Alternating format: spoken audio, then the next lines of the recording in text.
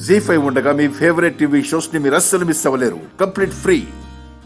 మీరు ఇష్టానుసారంగా వడ్డించేసుకుంటారని ముందే కూరలు, అన్నం, పాయసం సెపరేట్ గా తీసిపెట్టాను నేను. ఎంత స్వార్థం చెట్టి. నేను అసలే ఒట్టి మనిషిని కాదు కదక్కా. శుచి శుభ్రంగా ఉండాలి.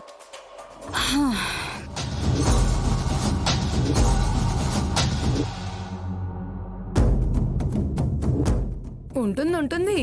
కొంచెం ఆగండి. ఎందుకు? ముందు అమ్మ తినాలి, ఆ తర్వాతే మనం. మా మమ్మీయే ముందు తింటుంది, అదే కదా నువ్వు అనేది. కాదు బావగారు, విశాలాక్షి ముందు తిన్నాక అందరం తినచ్చు అంటుంది డమ్మక్క. హాసిని మొగుడు వల్లభకైనా, నీ మొగుడు విశాల్కైనా, సుమన మొగుడు విక్రాంత్కైనా నేనే అమ్మని.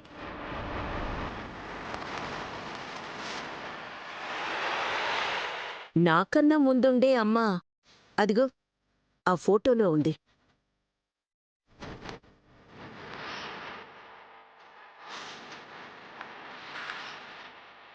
నన్ను కన్నా అమ్మ తినడానికి రాలేదులే అమ్మా. అరే తమ్ముడు, నీ కన్న తల్లికి సంవత్సరానికి ఒకసారి పిండం పెడతావు కదా, కాకుల రూపంలో వచ్చి తింటుందిలే మీ మమ్మీ.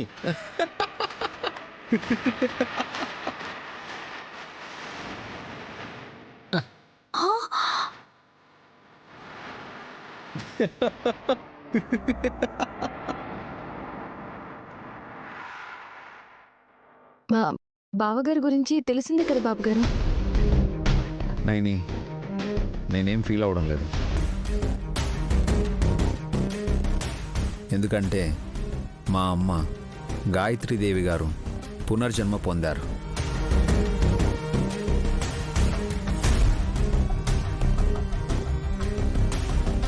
నీ చేతికి అందిందా? లేదు కదా నాన్నా. అయినా పర్లేదమ్మా, ఎక్కడో ఒక చోట సజీవంగా ఉందన్న నమ్మకం నాకుంది.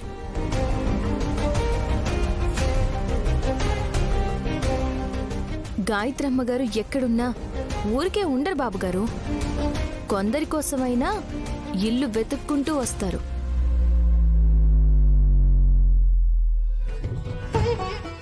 రాక తప్పదు మాత. అమ్మా, మీరు నైవేద్యం స్వీకరిస్తే మిగతా వాళ్ళంతా తింటారు. అలాగే.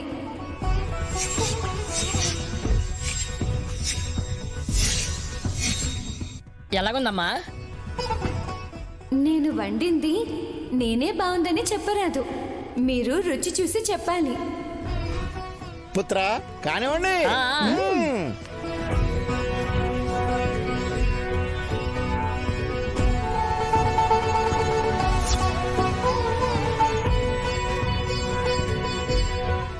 ఆహా, అమృతమాలుడు.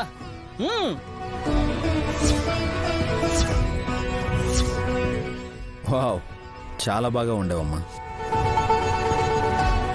జీ5 యాప్ డౌన్లోడ్ చేసి అన్ని ఎపిసోడ్స్ పూర్తి ఉచితంగా చూడండి.